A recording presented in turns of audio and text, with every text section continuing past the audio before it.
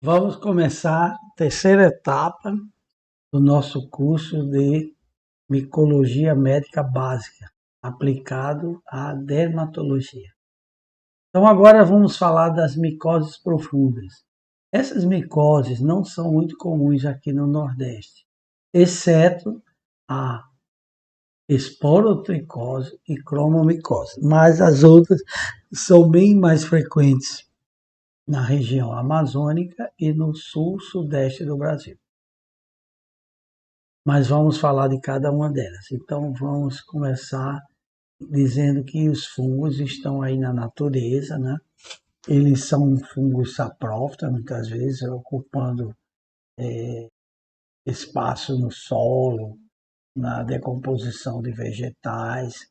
E esses fungos também podem se transformar em patogênicos para o ser humano, dependendo muito da imunidade do hospedeiro. Então, um simples aspergillus que temos na poeira doméstica, um penicillium pode se transformar patogênico e levar o paciente até a óbito, dependendo da sua imunidade. Então, no nosso Brasil, a micose profunda mais importante é a paracoccidioidomicose, porque o fungo é extremamente agressivo, Paracoccidioides brasiliensis. Em segundo lugar, vem a esporotricose. No Rio Grande do Sul, a esporotricose em primeiro lugar, em segundo, a paracoccidioidomicose. E na Amazônia, a lacasiose, também chamada lobomicose, está em primeiro lugar, em segundo, a cromomicose, em terceiro, a paracoccidioidomicose, em quarto, a esporotricose, e em quinto, os micetomas, que são aqueles tumores fúngicos. Uma micose profunda de grande interesse no Brasil é a paracoccidioidomicose. É causada pelo Paracoccidioides brasiliensis, inclusive um autor, Adolfo Lutz, em 1908, descreveu pela primeira vez a doença. A América Latina tem muitos casos de paracoccidioidomicose, sendo Brasil, Colômbia e Venezuela os países mais incidentes. E o homem é atingido 13 vezes mais, 13 homens para uma mulher é a frequência de acometimento com coccidioidomicose, porque é um fungo que está mais nos vegetais, nas florestas, e o homem tem mais acesso a esses ambientes e pode acidentalmente contrair esta micose profunda. Então, as micoses profundas, elas atingem os órgãos internos, diferentemente das micoses superficiais. E nós temos a epidemiologia da paracoccidioidomicose, onde vocês veem que tem de, uma faixa de alta endemicidade, exatamente pegando o sudeste e um pouco do sul do Brasil. A infecção pode ser assintomática, o paciente aspirar o fungo, geralmente para pulmão, e a doença ficar totalmente controlada, ou ter apenas uma infecção e não desenvolver a doença. A doença pode ficar sintomática, igualmente como a tuberculose. Inclusive, a paracoccidioidomicose é muito semelhante ao acometimento do aparelho respiratório, muito semelhante à tuberculose. O paciente pode ter sintomas respiratórios mínimos ou até ficar sintomático. Mas, em alguns casos, o agente etiológico consegue vencer essa primeira barreira imunológica e atingir o hospedeiro desenvolvendo a doença. Existe uma forma juvenil, aguda e subaguda, e o mais comum é a forma crônica do adulto. O fungo é um fungo dimórfico, dependendo da temperatura, ele se apresenta de forma filamentosa na natureza, na temperatura ambiente, e quando inoculado, quando aspirado para o pulmão, para os gânglios, ele desenvolve uma forma leveduriforme por estar numa temperatura de 37 graus. Semelhante à tuberculose, o paciente pode ter um complexo primário de inoculação do fungo e vai progredir para a doença na sua mais expressiva apresentação ou não, dependendo muito da imunidade do hospedeiro e da virulência do agente infeccioso. Pode evoluir até para a cura, pode desenvolver uma forma aguda ou subaguda, e o mais comum é desenvolver uma latência ou, futuramente, desenvolver uma forma crônica da doença. Aqui nós temos um paciente com adenomegalia cervicais, provocada pela paracoccidioidomicose.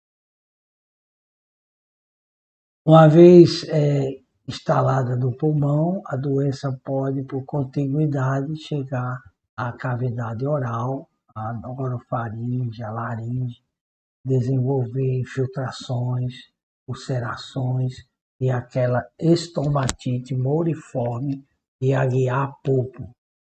É uma apresentação da doença cutâneo-mucosa que foi descrita pelo professor Aguiar Pulpo da USP. A doença pode sair do pulmão e por via linfática ou hematogênica e se localizar em outras áreas da pele, configurando uma placa verrucosa, entrando no espectro daquela síndrome PLECT, onde a letra P é paracoccidioidomicose, a letra L é a leishmaniose, a letra E esporotricose, a letra C cromomicose e a letra T tuberculose. Então, a placa verrucosa como manifestação da paracoccidioidomicose. Então, essa é uma forma cutânea, porém, geralmente essas formas são secundárias a uma lesão primária pulmonar.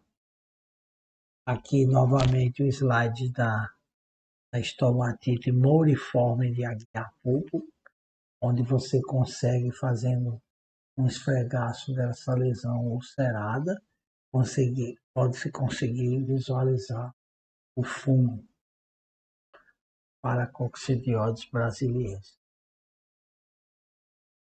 Que outra manifestação da doença, né? No palato duro, paracoccidioidomicose na forma cutânea mucosa. Às vezes as lesões podem ser mínimas cutâneas, como esse caso, na asa nasal esquerda, ou formas mais disseminadas, dependendo da virulência do agente e também da resposta imunitária do paciente.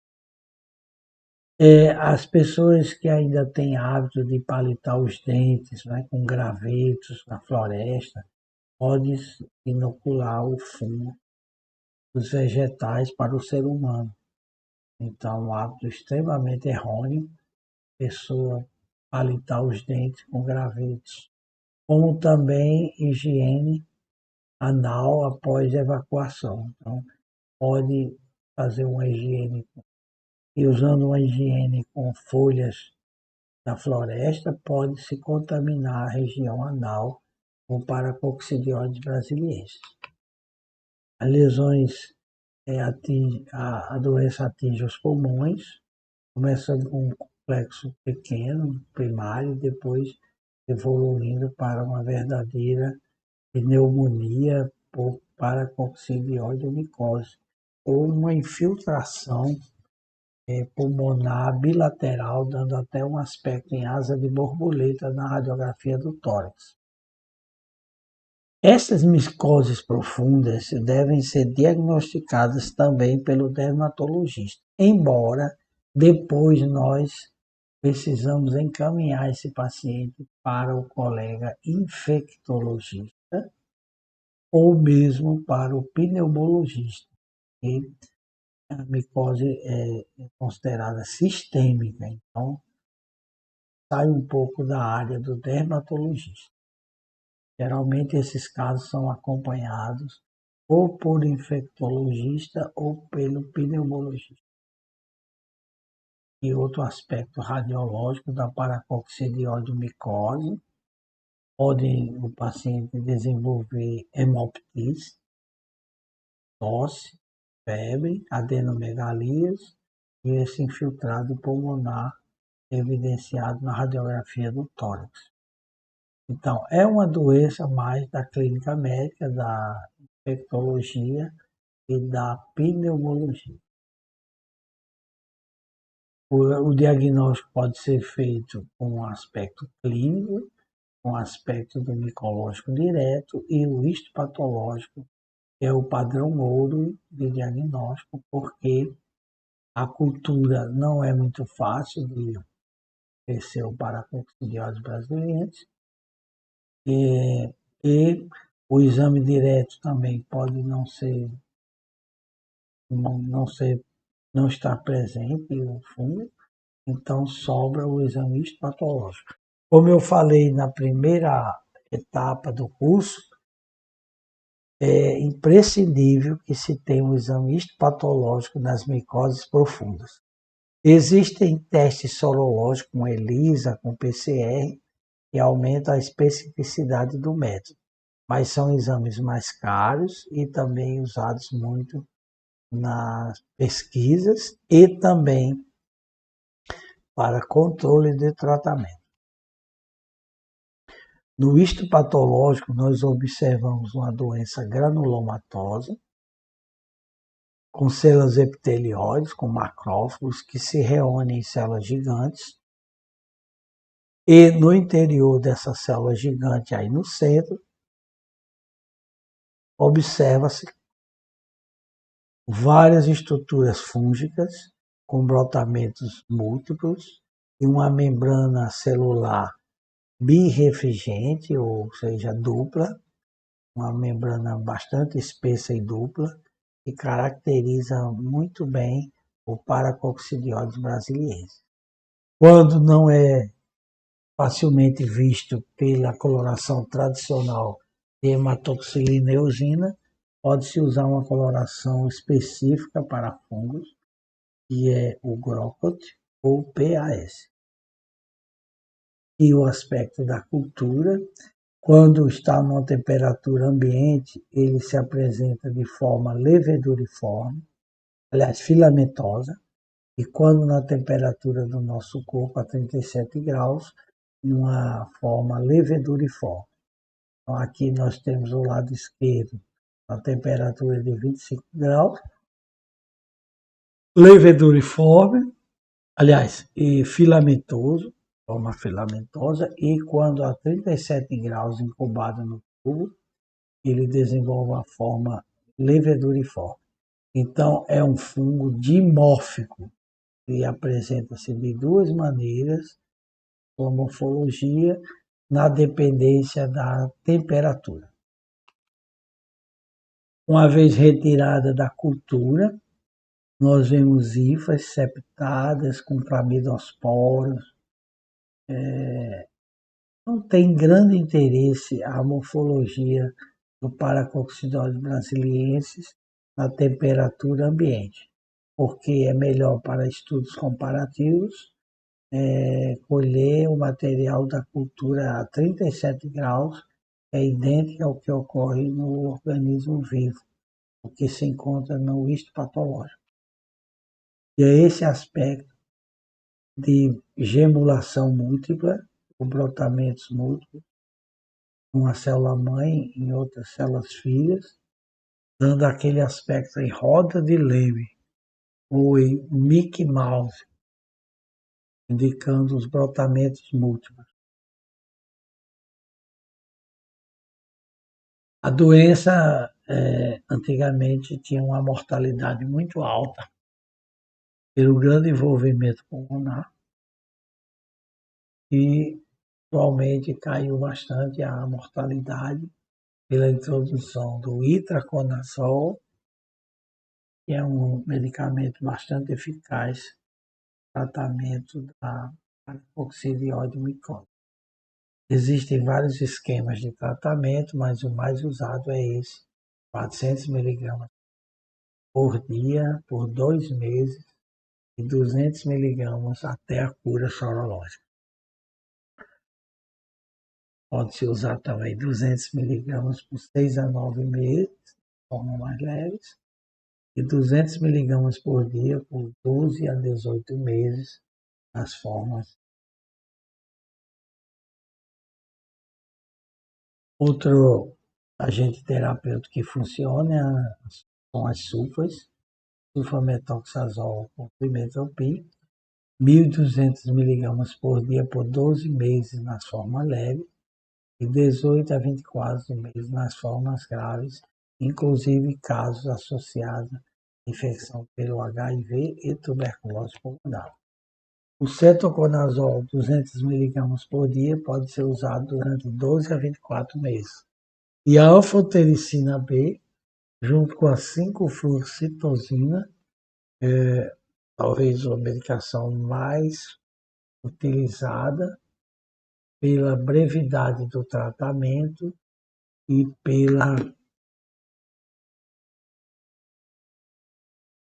pela associação com a 5-fluoxetosina, tem uma eficácia muito boa, embora seja um medicamento extremamente tóxico para os rins. A dose é de 0,7 miligramas por quilo de peso endovenosamente. Outra micose profunda de grande interesse médico e dermatológico é a esporotricose. No Rio de Janeiro, há pelo menos 10 anos, tem uma epidemia de esporotricose, principalmente pelo contato com o animal gato. Os felinos são animais que têm assim uma certa imunodeficiência primária específica ao agente da esporotricose, que é o Sporotrix schenck. É uma doença de distribuição universal. Existe a forma cutânea, linfocutânea, a forma mucosa e a forma extracutânea. Então, para nós interessa muito essa forma cutânea e mucosa. As outras formas extracutâneas são mais do interesse da infectologia.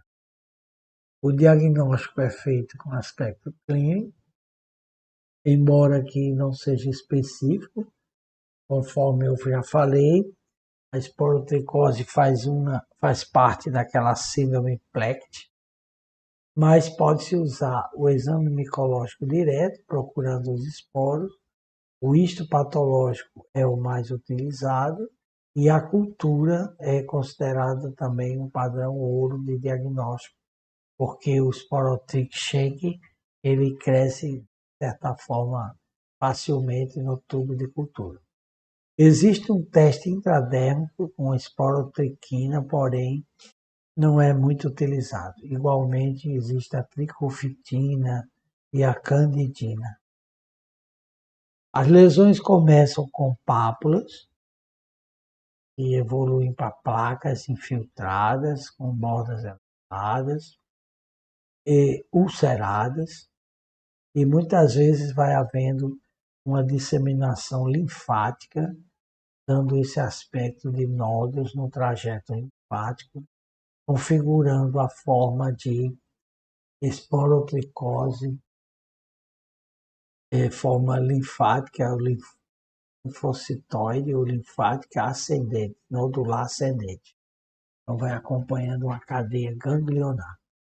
Então, esse é o aspecto clínico mais comum.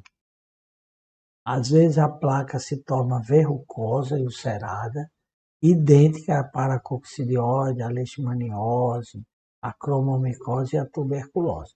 Por isso é indispensável o exame histopatológico. Aqui nós temos um quadro já de esporotricose mais acentuada, mas ainda configura-se o quadro de esporotricose nodular ascendente.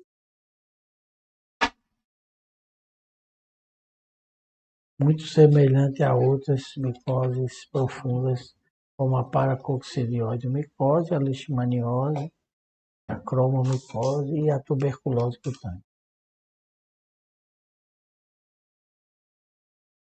Geralmente essas lesões ulceradas, elas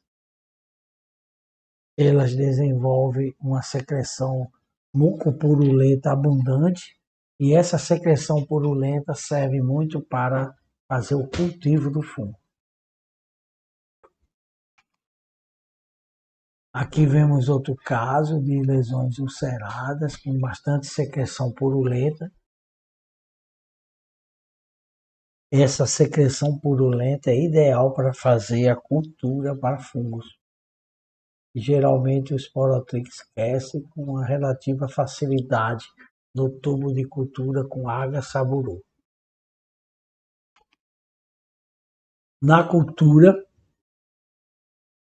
vemos uma colônia cerebriforme.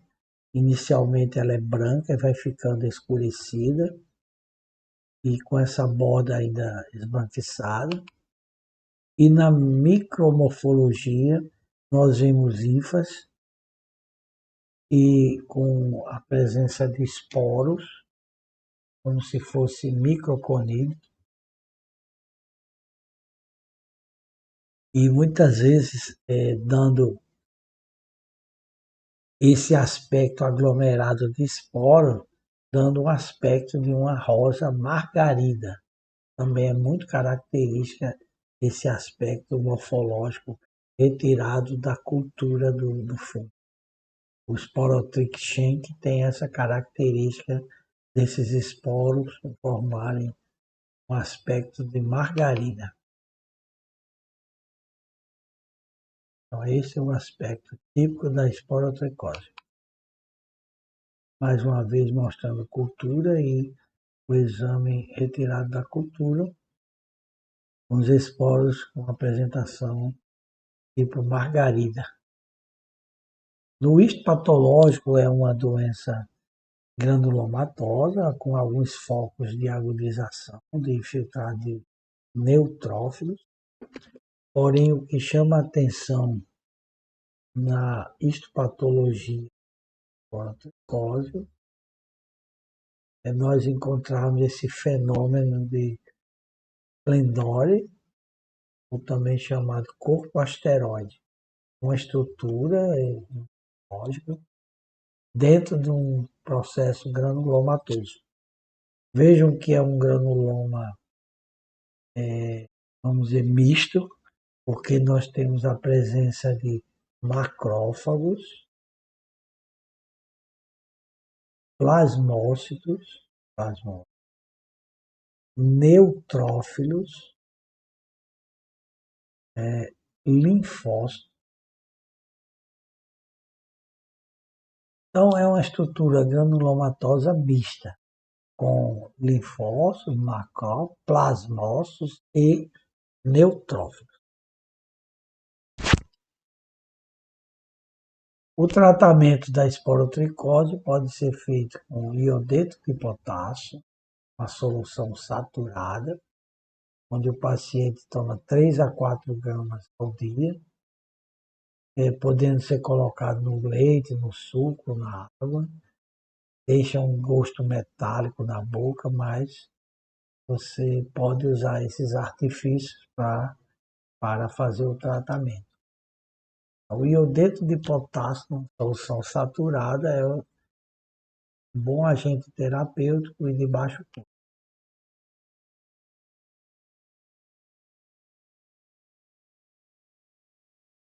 Temos também outras formas de tratamento,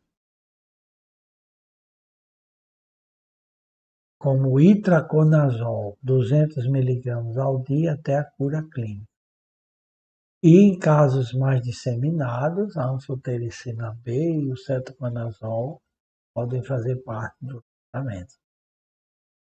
A esporotricose no paciente com HIV, ela pode se transformar numa doença sistêmica grave, com invasão inclusive a plano ósseo.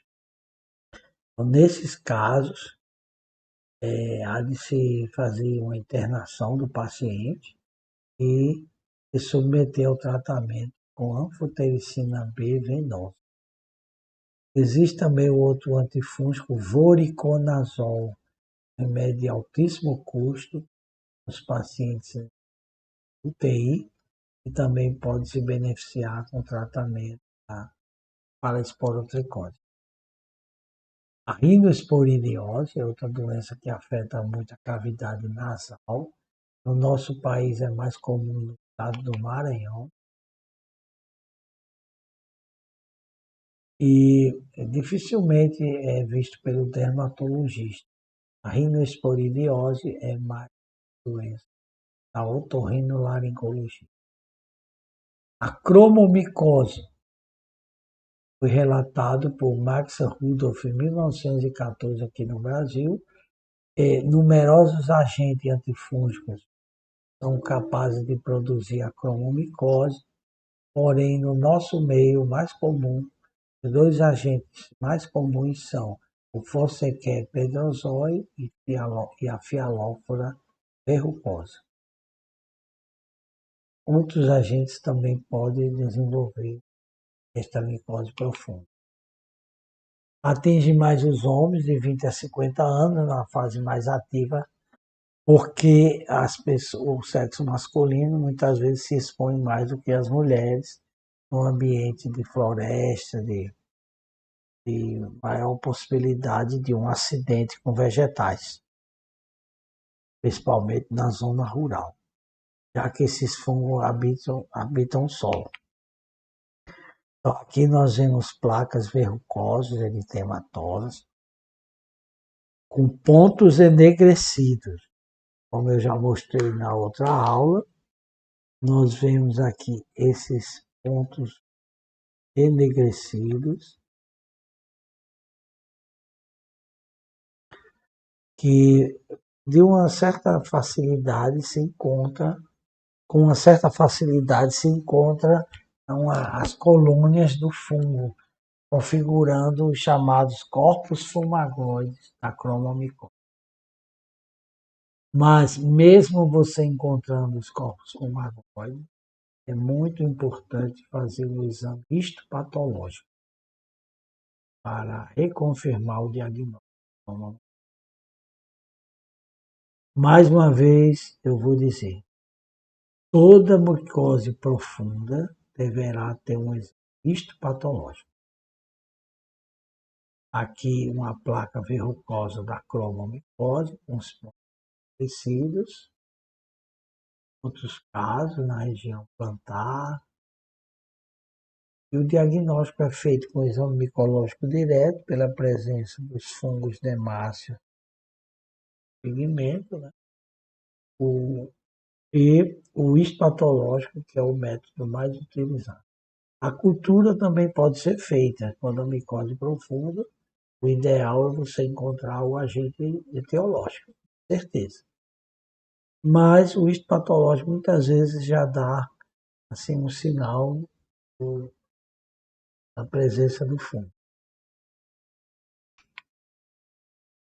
No exame histopatológico, nós temos uma hiperplasia muito acentuada da epiderme, uma acantose irregular, e no meio dessa acantose, uma papilomatose, que é a superficialização das papilas dérmicas, e no meio dessa acantose, nós vemos focos de infiltrado inflamatório agudo, formando microabscessos, neutrófilos, e dentro desses microabscessos é comum encontrar os corpos fumagoides. São essas estruturas fúngicas com a cor de fumo, indicando a presença na cromomicose. Então aqui são praticamente patognomônico diagnóstico de cromomicose. Se o médico quiser saber qual a espécie, pode fazer uma nova biópsia só para o cultivo do fungo ou poderá usar o mesmo fragmento de biópsia, dividir ao meio. Metade vai para o estudo histopatológico e a outra metade vai ser colocado no tubo de cultura com água saburu para que ocorra o crescimento da espécie que levou à cromoblastomicose. Um dos aspectos de fungos da cromomicose, esse aspecto tem candelabro, onde essas fiálides saem da hifa e tem os esporos na sua extremidade. A cromomicose é muito resistente ao tratamento. Felizmente, é uma micose profunda e não costuma invadir órgãos internos, mas fica no tecido subcutâneo de forma persistente. Eu pude observar um caso na minha residência, onde o paciente tinha uma cromomicose na mão direita, e ele fez vários tratamentos com antifúngico, com outros métodos terapêuticos, e não houve resposta. Terminou sendo invadido o plano ósseo e amputado por uma amputação do antebraço direito. Quando eu cheguei na residência, ele já tinha feito a cirurgia de amputação. E logo depois, assim, uns 3 meses após a cirurgia, houve uma recidiva da doença no coto de amputação. Para vocês verem como é uma doença resistente ao tratamento. Até com amputação houve ainda recidiva. Então, o tratamento, se é uma pequena placa, é uma exerese total da lesão. Pode-se usar o itraconazol 200 miligramas por dia por 6 a 12 meses. Vocês imaginam o custo desse tratamento. Um remédio relativamente caro, sendo usado durante 12 meses. A terbinafina também, de 500 miligramas por dia, entre 6 a 12 meses. O cetoconazol, 200 miligramas por dia, também de uso prolongado. Pode-se complementar o tratamento com crioterapia com nitrogênio líquido e eletrocauterização. Geralmente se faz um tratamento combinado, itraconazol com crioterapia. Já falamos muito sobre a síndrome PLECT, onde o P é paracoxidióide, o L é leishmaniose, o C é esporotricose, o outro C, cromomicose, o carcinoma espinocelular e a tuberculose verrucosa.